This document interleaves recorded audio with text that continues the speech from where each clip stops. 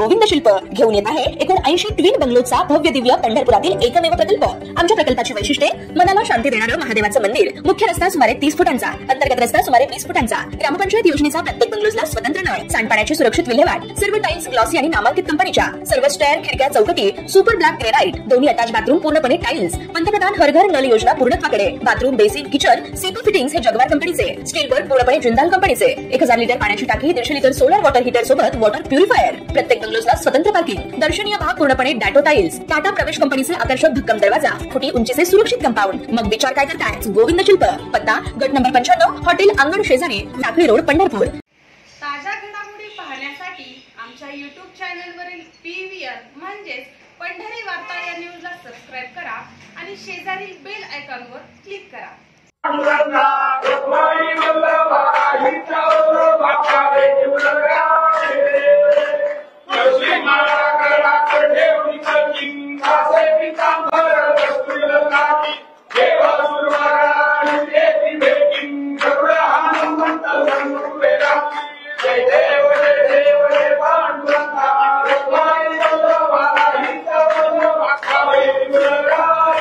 श्री संत नामदेव महाराजांच्या 675व्या संजीवन समाधी सोहळ्यानिमित्त पंढरपूर येथे मुख्यमंत्री देवेंद्र फडणवीस यांचे आज आगमन होताच त्यांनी संत नामदेव पायरी येथे संत नामदेव महाराज समाधी स्थळी महाआरती केली।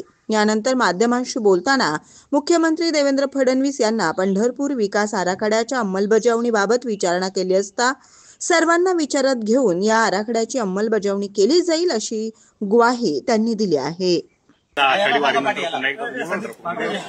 संत नामदेव महाराज यांचा 675वा समाधी सोहळा या ठिकाणी आपण सगळे साजरा करतो आहोत आणि त्यांचे आशीर्वाद घेतो आहोत।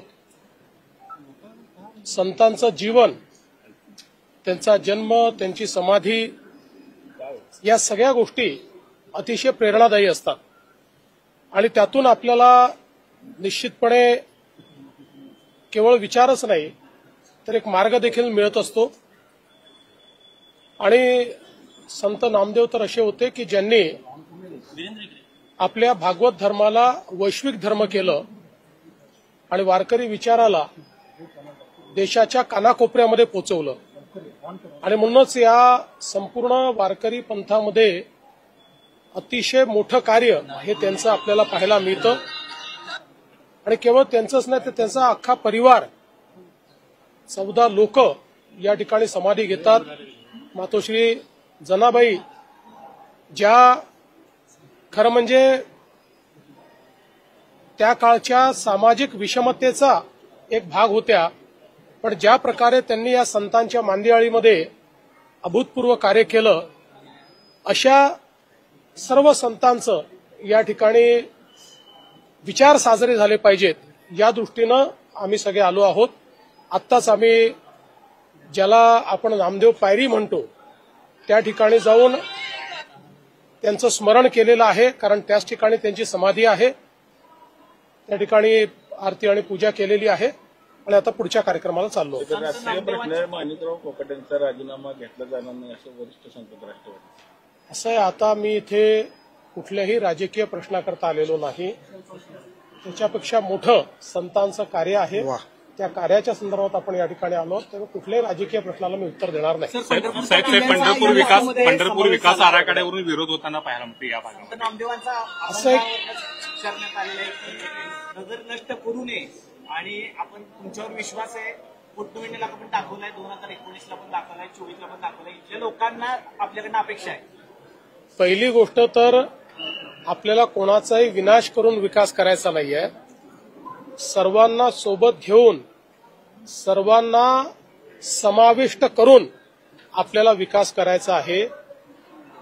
ज्यांच्या दुकानं किंवा ज्यांच्या घरांवर आपल्याला त्या ठिकाणी कॉरिडॉरमुळे जर काही कारवाई करावी लागली तर त्यांना अतिशय चांगल्या पद्धतीनं या ठिकाणी समाविष्ट करून घेण्यात येईल, कोणाचंही नुकसान होणार नाही अशा प्रकारचा कॉरिडॉर तयार करण्यात येणार आहे।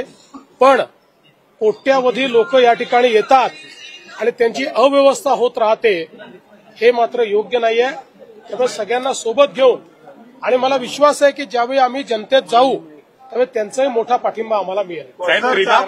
सांगितलं जात नाही कशा पद्धतीने कॉरिडॉरचा आराखडा एकदा पूर्ण झाला की सगळ्यांना विश्वासात घेतलं जाईल. आपण बघितलं असेल काही लपवण्यात आलेलं नाही. सर्वांशी या ठिकाणी सरकारच्या अधिकाऱ्यांनी चर्चा केली आहे, सर्वांना प्रश्नावली दिली आहे, सगळ्यांची माहिती घेतलेली आहे. कुठेही लपून छपून काम चाललेलं नाही. जे काम आहे ते उघड काम आहे, उघड काम होणार आहे, कारण चोरी नाही आहे. पंढरपूर विकास आराखडा म्हणजे चोरी नाही आहे. पंढरपूर विकास आराखडा म्हणजे सर्व लोकांना सोबत घेऊन आपल्या श्री विठ्ठलाचं जे मंदिर आहे त्या मंदिराचा आणि आपल्या संपूर्ण या परिसराचा विकास करणं हे याचं ध्येय आहे.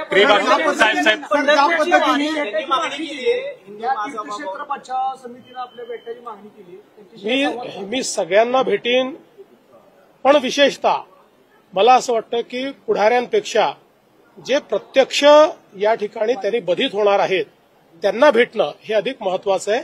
त्यांच्याही लोकांना भेटेल, पण पुढाऱ्यांना भेटायचं पुढाऱ्यांना भेटेल.